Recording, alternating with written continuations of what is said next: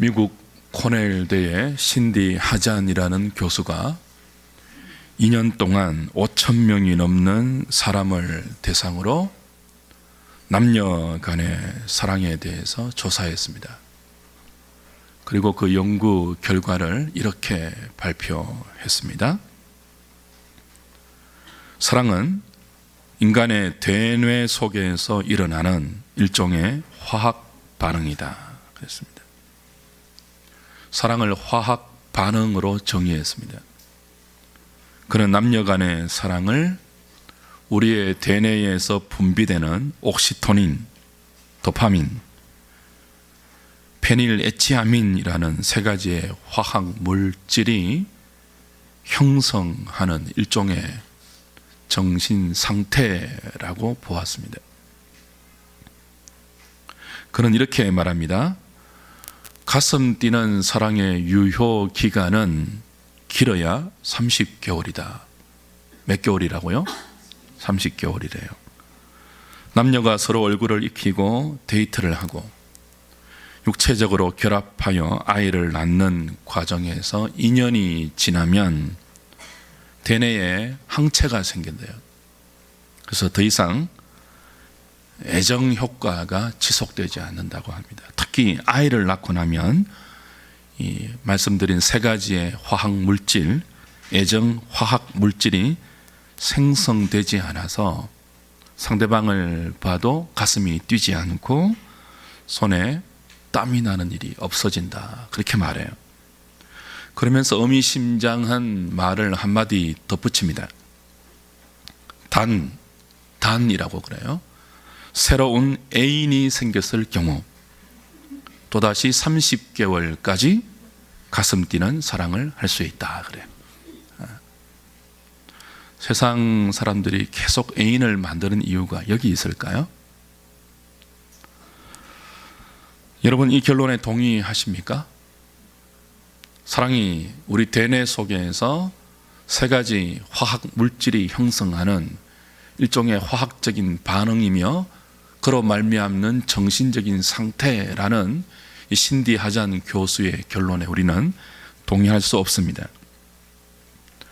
남편과 아내 사이에 아직도 가슴이 뛰고, 그렇죠? 아직도 설레이는 그런 주의 역사가 한우리 부부들 가운데 있기를 주님의 이름으로 축복합니다. 신디 하잔 교수의 주장에 우리가 더 동의할 수 없어요. 그러나 일면 생각할 부분이 있죠. 어떤 부분입니까? 그가 남녀 간의 에로스 사랑을 영원하지 않다. 그 유효 기간이 30개월이라고 정한 거죠. 일시적이다는 뜻이죠. 이 땅에서 남녀 간의 에로스 사랑은 영원하지 않습니다. 어찌 남녀 간의 사랑뿐이겠습니까? 보다 고상하게 여겨지는 부모와 자식 간의 사랑도 이 땅에서는 결코 영원하지 않습니다. 제한적이고 유한하고 일시적입니다. 이 땅의 모든 것은 다 유효 기간이 있습니다. 그러나 우리에게 부어진 하나님의 아가페 사랑, 우리가 지금까지 고린도전서 13장을 통하여 은사의 활용 방법, 은사의 사용 원리로 제시된 이 고린도 13장의 사랑, 이 아가페의 사랑은 유효 기간이 없죠. 유통 기간이 없습니다. 결코 떨어지지 않습니다. 시들지 않고 사라지지 않습니다. 영원하고 무한한 것이 하나님께서 우리에게 부어주셨고 부어주고 계시고 앞으로도 주실 아가페 사랑입니다. 오늘 8절부터 볼 차례인데요. 8절을 같이 한번 다시 보겠습니다. 사랑은 언제까지나 떨어지지 아니하되 라고 했습니다. 모든 것이 이 땅에서는 유통기한이 있고 그 유통기한이 지나면 폐기됩니다. 그런데 이 아가페 사랑, 하나님이 우리를 사랑하신 그 사랑, 그리고 그 사랑으로 함께 서로 사랑해야 될 신자의 사랑은 언제까지나 떨어지지 아니한다 그랬습니다. 여기 떨어진다는 말은 핍테이라는 단어인데요, 꽃이 시간이 지나면 시들고 떨어진다라고 할 때 그 떨어진다는 의미입니다. 연극 배우가 무대에서 연극을 다하면 무대에서 사라지죠. 그때 사라진다 하는 의미입니다. 원래 있던 기능이 다, 그 역할이 다 할 때 그 기능은 멈춰지고 용도 폐기되지 않습니까? 그런 뜻이 핍테이, 떨어진다라고 번역했던 이 단어예요. 예언도, 방언도, 지식도 꽃이 시들어서 떨어지듯 떨어질 때가 있고, 연극 배우가 자신의 역할을 다하고 무대에서 사라지듯이 사라질 때가 있고, 어떤 기계의 기능이 다하면 폐기 처분될 때가 있듯이 다 떨어지고 폐하고 거치고 중단됩니다. 그러나 하나님의 아가페 사랑은 언제까지나 떨어지지 않습니다. 거치지 않습니다. 폐하지 않습니다. 중단되지 않습니다. 영원합니다. 무한합니다. 사도가 1절부터 3절까지 사랑의 중요성을 이야기했죠. 사랑이 없으면 아무것도 아니다. 그리고 4절부터 7절까지 사랑의 15가지 속성을 언급했습니다. 그 속성을 다 말하고 나서 오늘 8절부터 마지막 13절까지는 사랑이 영원하다, 사랑의 영원성을 이야기해요. 왜 사랑의 영원성을 이야기할까요? 이 이야기를 하기 위해서입니다. 바로 그 뒤에 예언도 폐하고 방언도 그치고 지식도 폐한다, 이 말을 하기 위해서예요. 지금 고린도 교회가 하나님으로부터 은사를 많이 받았지 않습니까? 그 은사 중에 대표적인 것이 방언과 예언과 지식입니다. 우리가 이미 고린도서 1장에서 확인한 바 있습니다. 근데 고린도 교회는 하나님께로부터 받은 이 선물, 이 은사를 영원한 것처럼 생각했습니다. 그것이 굉장히 대단하고 그 은사를 받았으면 너무나 신령한 사람인 것처럼 생각을 했어요. 그래서 마치 그 은사가 영원한 효력을 가진 대단한 것인데, 어떤 은사가 더 대단하고 더 고급스럽고 더 우월하고 더 신령한가를 서로 따지면서 다투는 일들이 고린도 교회 안에서 일어났어요. 그들은 영원하지 않는 은사를 영원한 것처럼 굉장한 자부심을 가지면서 자랑했습니다. 그리고 서로 시기했습니다. 그리고 교만했고, 겸손하라고 주신 은사를 교만함으로 사용했고, 무례히 사용했습니다. 은사를 대단한 것이라고 떠들면서 은사를 발휘하는데, 고린도 교회가 은사를 발휘할 때마다 무례한 일들이 벌어졌어요.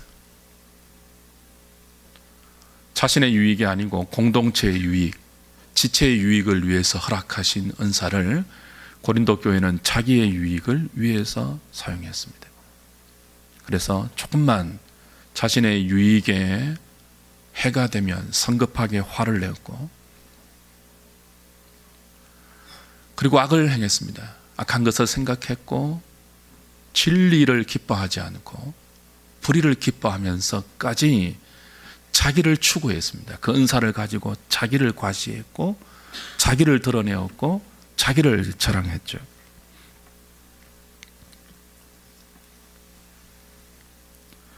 근데 바울이 이제 말하는 거예요. 너희들이 서로 다투면서까지 내가 받은 은사가 신령한 은사이고 더 우월하고 고급하고 탁월한 은사라고 자랑하는 그 모든 은사가 결코 영원하지 않다. 언젠가는 용도 폐기 처분될 것이다. 떨어지고 폐하고 거치고 없어질 것이다. 이야기합니다. 사랑하는 여러분, 은사가 무엇입니까? 하나님이 주신 선물이죠. 교회 가운데 주신 선물이에요. 신자들에게 허락하신 선물입니다. 왜 이 선물을 주셨죠? 유익을 위해서예요. 누구의 유익을 위해서입니까? 공동체의 유익과 지체의 유익을 위해서입니다. 물론 자기 자신에게도 결과적으로 유익이 돌아가지만 은사를 교회 가운데 주신 가장 큰 이유는 유익을, 공동체의 유익과 지체의 유익을 위해서예요. 그 유익의 방향이 뭘까요? 공동체의 유익과 지체의 유익을 위해서 다양한 은사를 몸된 교회 가운데 하나님께서 허락하셨는데 그 유익의 그 방향과 그 유익의 목적이 뭘까요? 사랑입니다. 사랑. 결국은 사랑을 만들어내기 위해서 하나님께서 그의 몸된 교회 가운데 다양한 은사를 선물로 그의 주권적인 뜻에 따라서 허락하셨어요. 우리는 구원받았음에도 불구하고 아까 우리 황 기사님 기도해 주신 것처럼 이 영원한 아가페 사랑을 우리의 삶에서 만들어내기에는 너무나 부족한 존재들이에요. 이 사랑이 우리 안에 태생적으로 없어요. 그런데 이 사랑하면서 이 사랑을 하면서 살아야 되거든요. 사랑하며 살아야 하지만 사랑을 만들어내기에는 너무나 부족한 우리를 돕기 위해서 하나님께서 그의 주권적인 뜻대로 일시적으로 도움을 주신 것이 뭐예요? 각종 은사들입니다. 그러니까 은사 자체가 영원하지 않아요. 은사 자체가 대단한 것이 아니에요. 은사는 모든 주의 백성들과 그 공동체가 하나님을 사랑하고 이웃을 사랑하는 삶을 살 수 있도록 일시적으로 도움을 주는 도구에 불과해요. 특별히 장성한 자에게 주어지는 도움이 아니고 어린아이들에게 주어지는 도움이죠. 우리가 자녀들을 학교에 보냅니다. 왜 보냅니까? 공부하기 위해서 보냅니다. 왜 공부를 시키죠? 훌륭한 사람 만들기 위해서입니다. 1등이 중요한 목표는 아니에요. 열심히 공부를 시키죠.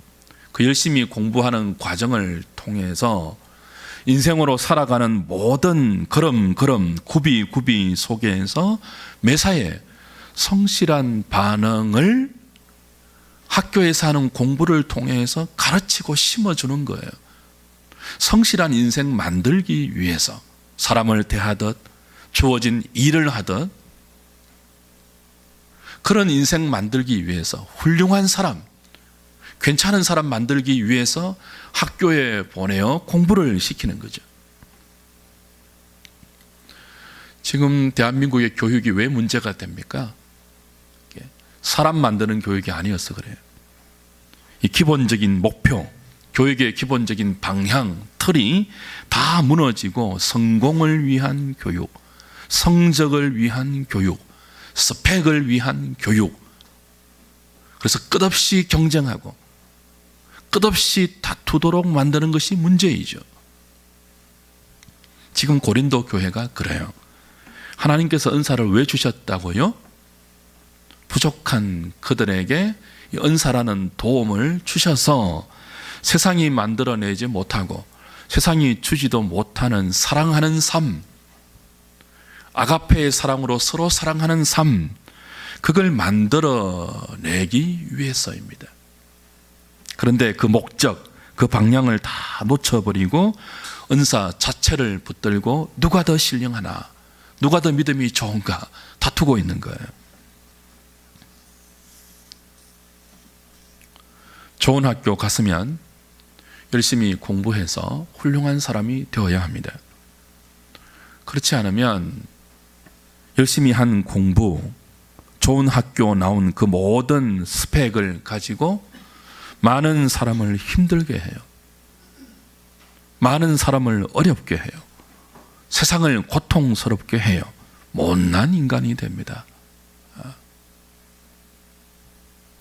똑같습니다. 은사를 받아서 열심히 기도 생활을 하고 방언을 하고 설교를 잘하고 산을 옮기는 믿음으로 헌신하고 봉사했다면 그만큼 온유해져야 합니다.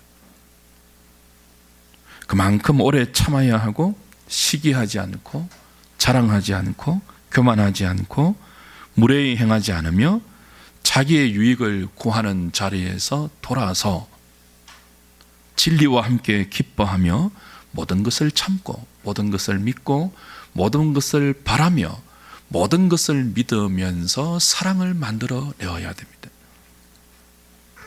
우리에게 있는 모든 은사, 방언, 예언, 지식, 믿음, 감격, 열심, 재능, 이 모든 것들이 이 방향으로 가고 있지 않고 이런 목적으로 사용되고 있지 않다면 그것은 그 모든 은사와 열심과 감격이 잘못 쓰여지고 있는 것입니다. 잘못 사용되고 있는 것이죠. 아니, 잘못 사용되고 있을 뿐 아니라 그렇게 사는 그 사람 자체가 아무것도 아닌 인생을 지금 살고 있는 거예요. 다시 1절, 2절, 3절 보십시오. 뭐라고 합니까? 내가 사람의 방언과 천사의 말을 한다 할지라도 사랑이 없으면 소리나는 구리와 울리는 꽹과리가 되고, 소리나는 구리, 울리는 꽹과리, 당시 이단 사이비 종교가 열정적으로 자신들의 종교 생활을 추구할 때 이렇게 예배드렸거든요. 사랑이 없으면 그들의 열심 있는 예배 생활, 은사를 발휘하는 것이 모두 무분별한 사이비, 이단 같은 그런 종교 생활에 불과하다고 바울은 꾸짖어요. 2절 또 이어집니다. 내가 예언하는 능력이 있어 모든 비밀과 모든 지식을 알고 또 산을 옮길 만한 모든 믿음이 있을지라도 사랑이 없으면 뭐라고요? 내가 아무것도 아니래요.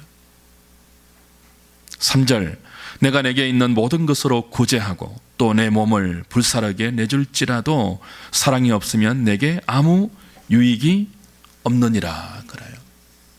사랑으로 하지 않으면 우리에게 주어진 모든 것, 그것을 가지고 살아내는 모든 삶의 발걸음이 헛된 발걸음이 된다는 사도의 엄중한 책망입니다. 하나님은 우리를 은사를 가진 사람, 믿음이 있는 사람, 열심히 있는 사람, 감격이 있는 사람 정도가 아니고 그 은사, 그 믿음, 그 열심, 그 감격으로 사랑하며 사는 사랑의 사람이 되기를 원하십니다. 다른 것들은 다 사랑을 만들기 위해서 허락된 보조 수단이고 도구에 불과합니다. 그럼에도 불구하고 그 보조 수단들을 가지고 서로 다투고 그 도구를 가지고 서로 경쟁하고 정작 그 수단과 도구를 가지고 만들어내어야 할 사랑이 우리의 삶에서 보이지 않는다면 그 사람의 인생은 무엇을 성취하고 무엇을 만들어내고 어떤 유명세와 어떤 돈과 지위를 가졌다 할지라도 nothing, 아무것도 아니라는 거예요. 계속 9절 10절을 보실까요? 9절 10절입니다. 같이 읽어보겠습니다. 시작. 우리는 부분적으로 알고 부분적으로 예언하니 온전한 것이 올 때에는 부분적으로 하던 것이 패하리라. 그렇죠? 부분적으로 알고 부분적으로 예언한대요. 그러니까 우리가 아는 지금 신앙적인 지식, 우리가 경험한 모든 믿음의 비밀들, 고린도 교회가 대단한 것처럼 자부하면서 자랑하는 은사들, 이건 다 부분적인 것이래요. 온전한 것이 아니래요. 온전한 것이 오면 다 패하여질 것이라는 것입니다. 여기서 이제 온전한 것이 뭐냐라는 신학적인 논쟁이 있는데요. 어떤 사람들은 온전한 것이 온다라고 할 때 이 온전한 것을 디모데후서 3장 16절 이하에 모든 성경이 하나님의 감동으로 되어 우리를 온전케 한다 한 이 말씀에 착안해서 성경이 완성되는 때가 온전한 것이 오는 때다, 그렇게 해석을 합니다. 그래서 성경이 완성된 지금은 더 이상 교회 가운데 어떤 은사도 허락되지 않는다라고 은사 중지론을 말하죠. 대부분의 개혁 교회는 전통적으로 이 같은 해석에 동의해 왔습니다. 그러나 한편으로는 이 온전한 것이 성경의 완성이 아니라 뒤에 있는 바로 12절의 구절을 의지해서 주님의 재림이라고 해석하는 학자들도 많이 있습니다. 온전한 것이 온다는 것이 얼굴과 얼굴을 대하듯이, 그죠? 주님이 우리 가운데 재림하셔서 주님을 그토록 가깝게 만나 뵙는 이 종말의 때, 재림의 때라고 보는 거죠. 이 해석에 의하면 교회 가운데 은사는 주님이 다시 오실 때까지 허락되는 것입니다. 이 두 가지 해석이 논쟁 중이죠. 사실 고린도전서 12장과 14장이 아니면 예언, 방언, 신유 이런 은사들에 관한 이야기가 더 이상 신약 성경에 등장하지 않습니다. 특별히 방언은 그렇죠? 이 12장과 14장 말고는 은사로서 더 이상 신약에 나타나지 않아요. 그리고 초대교회 이후 교회사에도 지금까지 방언의 은사가 나타났다는 기록이 없어요. 그래서 전통적으로 은사가 끝났다는 주장이 힘을 얻어왔습니다. 그런데 1906년 미국의 아주사에서 부흥운동이라는 것이 일어나면서 방언과 예언과 신유라는 이런 현상들을 추구하는 펜티코스탈 운동이 일어났습니다. 그러니까 교회사적으로 늘 있었던 은사운동이 아니고 20세기에 들어와서 갑자기 나타나는 현상이 방언과 예언과 신유 같은 그런 현상들이죠. 그래서 이런 현상들을 보고 하나님의 주권적인 간섭이라는 주장이 있고, 한편으로는 사탄이 광명한 천사를 가장해서 교회를 미혹하고 있다는 주장이 팽팽히 맞서고 있습니다. 둘 중에 어떤 해석이 옳든 간에 본문에서 우리가 분명히 알 수 있는 것이 무엇입니까? 성경이 완성됨으로 은사가 중지되든 주님이 다시 오심으로 은사가 중지되든 은사는 뭐예요? 영원하지 않는 것은 분명한 사실이에요. 은사는 일시적이에요. 제한적이에요. 온전한 것이 올 때는 다 폐하여지는 것들이에요. 어린아이 때에 허락되었다가 장성하면은 어린아이의 일을 버리는 그것이 은사입니다. 대단하거나 영원하지 않아요. 은사는 부분적이고 일시적이고 유한합니다. 아무리 신비한 은사를 가지고 있고 놀랍고 뜨거운 체험을 했다 할지라도 그 은사를 가진 우리 자체가 아직 온전하지 않습니다. 모든 것을 알지 않습니다. 모든 것을 믿고 모든 것을 바라는 그 사랑이 아직 우리에게는 온전하지 않습니다. 우린 너무나 부족한 상태에 있습니다. 언젠가는 완성의 자리에 가고 영광의 지점에 도달하겠지만 지금은 거울로 보는 것처럼 희미한 상태예요. 이걸 인정해야 됩니다. 은사를 가졌다고 신령한 것 아니에요. 은사를 가졌다고 온전한 사람 아니에요. 착각하지 말아야 되고 속지 말아야 합니다. 오히려 거꾸로 은사는 우리가 어린아이이기 때문에, 우리가 부족하기 때문에 허락된 특별한 하나님의 도움이라는 그런 시각을 가져야 합니다. 은사를 받았으니 내가 더 믿음이 좋고 내가 더 신령하고 내가 더 탁월한 사람이라는 반증이 아니고 은사를 선물로 받았기 때문에 그만큼 부족한 사람이라는 인식을 그리스도인들이 가져야 된다는 뜻이에요.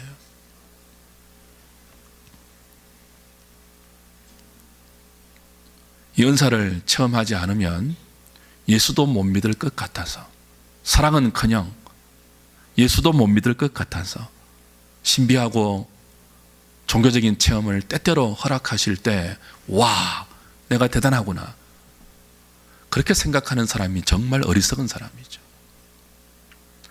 여러분이 대단해서 은사를 주시는 것이 아니고요, 여러분이 못나서 불쌍해서 이것조차도 안 주시면 믿지도 못할 것 같아서 주시는 것이 많은 경우 은사입니다. 그래서 은사를 받은 사람이 인격이 여러분 깊고 온화하고 온유한 사람 보았습니까? 그래서 은사를 가지고 우쭐거리고 과시하고 자랑해서는 안 됩니다. 방언과 같은 은사가 없다고 열등감을 가지고 자신을 비하해서도 안 됩니다. 무엇이 중요합니까? 사랑이에요, 사랑. 하나님께서 우리에게 주신 모든 것들은 하나님을 사랑하고 이웃을 사랑하라는 이 선지자와 율법의 모든 강령이 담겨 있는 사랑을 위해서입니다. 사랑이 중요해요. 이 사랑으로 저와 여러분의 삶을 조명해 보면 우리가 지금 중요하게 붙들고 있는 것, 너무나 소중하게 추구하고 있는 그것이 그렇게 중요하거나 그렇게 소중하지 않다는 사실을 발견하게 됩니다. 교회 안에 갈등이 일어날 때 대부분은 진리 때문에 일어나지 않습니다. 중요하지 않는 문제, 자존심의 문제, 욕심의 발로 때문에 대부분의 공동체 안에 문제가 발생합니다. 우리가 얼마나 어리석고 무지하고 연약한지 하나님 앞에서 하등 중요하지 않는 문제로 시간을 허비하고 감정을 소비할 때가 너무나 많아요. 고린도 교회가 그랬습니다. 교회에서 가장 중요한 것이 뭘까요? 그리스도인의 삶에서 가장 소중한 것이 뭘까요? 사랑이죠. 사랑하며 사는 것입니다. 어떻게 하든지 우리는 서로 사랑하며 살아야 합니다. 어떻게 살아야 한다고요? 사랑하며 살아야 합니다. 그걸 위해 하나님께서 우리에게 모든 것들을 도움으로 주셨습니다. 그것 자체가 목적이 아니고 그것 가지고 우쭐거리거나 자랑하려고 주신 것이 아니고 너무나 우리가 부족하고 어린아이이기 때문에 사랑하며 살지 못하기 때문에 좀 사랑하며 살 수 있는데 도움이 될 수 있도록 모든 은사도 주시고 재능도 주시고 허락할 수 있는 모든 것들을 하나님이 허락하시는 거예요. 왜요? 사랑하며 살려고요. 하나님이 사랑이기 때문에 그 사랑으로 우리를 지었기 때문에 죄가 망가뜨려버린 자기밖에 사랑하지 못하는 그 이기적인 존재인 우리 안에 끊임없는 하나님의 아가페 사랑으로 구원해 내셔서 동일한 사랑으로 서로 사랑하며 살라고 모든 은사와 모든 재능과 모든 도움을 우리에게 아낌없이 주고 있는 것이죠. 사랑만이 영원합니다. 그래서 우리는 우리의 남은 생을 서로 사랑하며 살 수 있도록 기도하고 은혜를 구하여 그 사랑을 추구해야 합니다. 사랑이 아닌 것은 다 떨어지고 다 거치고 다 패하고 없어지고 사라질 것들입니다. 오늘 저와 여러분들은 이 영원한 하나님의 사랑을 체험하고 그 하나님의 사랑이 영혼에 부어진 사람으로 나를 통하여 이 사랑을 다른 사람들에게 흘려보내고 있는지요? 여러분을 통해서 사랑이 흘러가고 계십니까? 여러분에게 허락된 모든 은사, 재능, 시간, 건강, 물질이 사랑하기 위해서 사용되고 있는지요? 만약 저와 여러분들이 그렇게 살지 않는다면 우리는 아무것도 아닌 사람이 될 수밖에 없습니다. 아무리 유명해지고 돈을 많이 벌고 성공하고 건강하고 오래 산다 할지라도 그 오래 사는 것이 아무것도 아닌 오래 삶이에요. 사랑하지 않는다면, 사랑으로 걸음을 떼어놓지 않는다면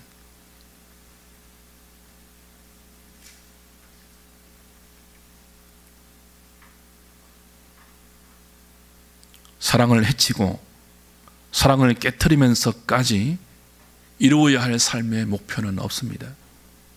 사랑을 외면하면서까지 달려가야 할 신앙의 대의도 없습니다. 사랑이 가장 소중합니다. 그래서 우리는 사랑이 깨트려진다는 생각이 들 때, 사랑이 위협받는다고 생각될 때 내려놓을 수 있고 손해볼 수 있고 양보할 수 있어야 합니다. 손해보고 양보하고 포기하고 내려놓으면서까지라도 우리가 붙들어야 할 것은 사랑입니다. 이 사랑이 우리 안에서 자동적으로 발생하지 않죠.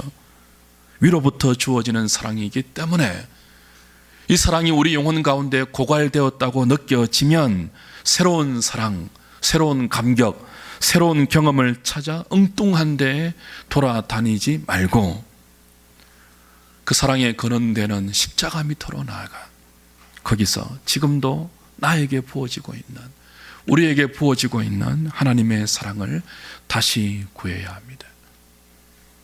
나에 대하여 오래 참고 온유하셨던 하나님, 나에 대해서 모든 것을 참고 믿고 바라고 견뎌주셨던 주님, 내가 받아야 할 죄에 대한 심판, 저주, 죽음을 다 받아내셨던 주님, 내가 당해야 할 수욕, 부끄러움, 조롱 대신 다 당해 주셨던 주님, 여전히 부족하고 여전히 패역하고 여전히 미련하고 여전히 연약하고 어리석은 나를 지금도 참고 계시며 지금도 받아내고 계시며 지금도 견뎌주시는 그 주님의 사랑을 다시 우리 영혼 가운데 경험하고 그 주님을 바라보아야 합니다.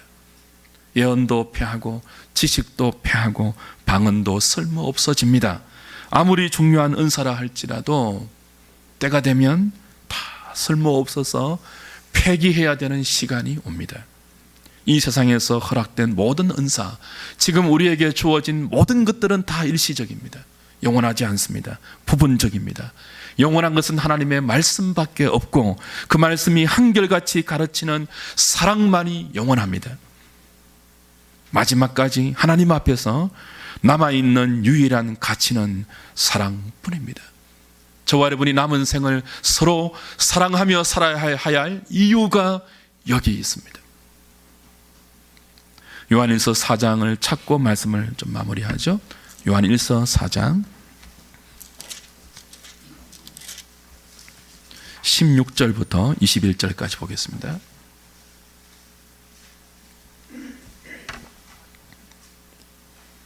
요한일서 4장 16절부터 21절까지 제가 한 절, 여러분이 한 절 교독하겠습니다.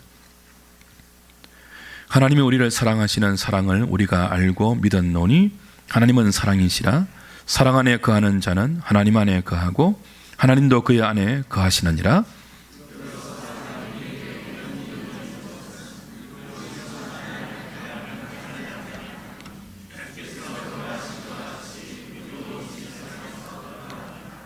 사랑 안에 두려움이 없고 온전한 사랑이 두려움을 내쫓나니 두려움에는 형벌이 있음이라. 두려워하는 자는 사랑 안에서 온전히 이루지 못하였느니라. 누구든지 하나님을 사랑하노라 하고 그 형제를 미워하면 이는 거짓말하는 자니 보는 바 그 형제를 사랑하지 아니하는 자는 보지 못하는 바 하나님을 사랑할 수 없느니라. 우리가 이 계명을 주께 받았나니 하나님을 사랑하는 자는 또한 그 형제를 사랑할지니라. 하나님의 사랑이 예수님을 통해서 우리에게 온전히 이루어졌습니다. 우리는 그 사랑으로 십자가를 통하여 구원을 받았고 그 하나님의 사랑 안에서 심판날에도 담대함을 가지게 되었습니다. 사랑 안에는 두려움이 없습니다. 우리가 그 무엇도 끊어낼 수 없는 그리스도의 사랑 안에 있기 때문에 하나님 앞에서 마지막 날에도 담대할 수 있습니다. 그래서 서로 사랑하라고 사도는 우리에게 요구합니다. 조건으로, 자격으로, 이해관계로 부르지 않습니다. 하나님은 저와 여러분들을 이리저리 따지고 재어보아서 쓸만하고 유용하다고 판단되어서 부른 사람도 아무도 없습니다. 모두 조건도 되지 않고 자격도 없고 쓸모없지만 무익하지만 심지어 하나님과 원수되어 있었지만 사랑으로 우리를 불러서 자녀 삼아 주셨습니다. 어렵다고 선언해 주셨습니다. 하나님의 사랑이 우리에게 부어진 결과가 우리의 구원입니다. 우리는 어려움을 만들어낼 수 없는 존재입니다. 우리는 사랑을 만들어낼 수 없는 존재입니다. 하나님이 먼저 우리를 사랑하셔서 아들 안에서 우리를 구원해 내셨습니다. 그래서 하나님과 우리의 관계는, 신실한 그리스도인과 하나님의 관계는 사랑으로 묶여져 있습니다. 사랑으로 묶여져 있습니다. 그래서 마지막 날에도 그 사랑이 우리를 하나님 앞에서 담대하게 만듭니다. 사랑의 관계는 결코 취소되거나 변경되지 않습니다. 이 사랑의 근거에서 하나님은 우리를 남은 생에 서로 사랑하며 살라고 요구하십니다. 사랑하며 사랑 안에 있으면 담대함이 생깁니다. 모든 두려움이 사랑 안에서 쫓겨납니다. 사람을 가장 두렵게 하는 것이 죽음 아닙니까? 하나님의 사랑 안에 있으면, 그 사랑으로 서로를 사랑하고 살면 죽음의 두려움도 이길 수 있습니다. 사랑은 죽음을 이겨냅니다. 죽음을 두려워하지 않습니다. 오히려 죽음을 그토록 그리워하고 사랑하고 기다리는 주님의 얼굴을 맞대어 보는 영광의 순간으로 기다리게 합니다. 주님을 사랑하면 더 이상 신자의 죽음이 우리에게 두려움이 아니고 가장 큰 영광의 순간이 됩니다. 마지막 청교도라고 불리웠던 마틴 로이드 존저가 임종시에 이런 유명한 일화를 남겼습니다. 노안으로 병원에 입원해 있었는데 이 병이 점점 깊어져서 의사가 가족들을 불러놓고 이렇게 권면했습니다. 이제는 약을 더 많이 세게 처방하고 기계의 도움을 받지 않으면 생명이 연장되기 힘듭니다. 그러니까 기계적인 도움을 좀 받으면 좋겠습니다. 그렇게 의사가 가족들에게 동의를 구했어요. 모든 가족들이 동의하려고 하는 순간 다 죽어가던 병상에 있던 마틴 로이드 존저가 있는 힘을 다해서 큰 소리로 외칩니다. 여러분들이요, 왜 나의 영광을 빼앗으려고 합니까? 내가 평생 그토록 사모하며 기다려온 이 순간, 주님과 얼굴과 얼굴을 맞대며 볼 수 있는 나의 영광, 이 순간을 왜 나에게서 빼앗으려고 합니까? 다 죽어가던 그 노인이 온 힘을 다해서 기계의 연명 장치를 거부하고 죽음으로 주님을 만나게 해달라고 소리쳤죠. 사랑은 모든 두려움을 이기고 죽음도 영광으로 맞이하게 합니다. 사랑하는 여러분, 우리의 임종이 이래야 되지 않겠습니까? 영광일세, 영광일세, 내가 누릴 영광일세, 은혜로 주 얼굴 배옵나니 지극한 영광, 내 영광일세. 우리가 죽음의 순간에 부르는 찬송 아니던가요? 교우들이 우리보다 먼저 주 앞에 갔을 때 우리가 함께 모여서 함께 부르던 노래가 이 노래 아니던가요? 고생과 수고가 다 지난 후 광명한 천국에 나 이르러 주님을 배울 때 나 말하리 영광일세, 영광일세, 내가 누릴 영광일세, 은혜로 주 얼굴 배옵나니 지극한 영광, 내 영광일세. 누가 우리의 죽음의 순간에 그 죽음을 가장 큰 영광이라고 노래할 수 있습니까?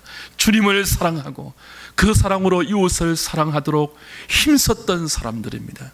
사랑 안에 두려움이 없고, 사랑은 모든 담대함을 우리에게 허락하기 때문에 모든 인생이 그토록 두려워하는, 모든 인생이 그토록 벌벌 떠는 그 죽음 앞에서 사랑하며 살았던 모든 신자들은 그 죽음을 가장 큰 영광이라고 노래하면서 주님 앞에 담대하게 나아가는 것입니다. 우리가 서로 사랑하며 살아야 할 이유가 여기 있습니다.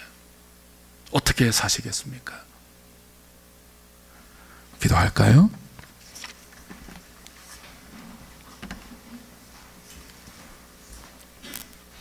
하나님 아버지, 이 땅의 모든 것이 부분적이고 일시적이고 다 패하고 그치고 사라질 것이지만 하나님의 아가페의 사랑만이 영원하고 그 영원한 사랑으로 우리를 구원해서 그 사랑 안에 있기 때문에 서로 사랑하라는 말씀을 다시 받습니다.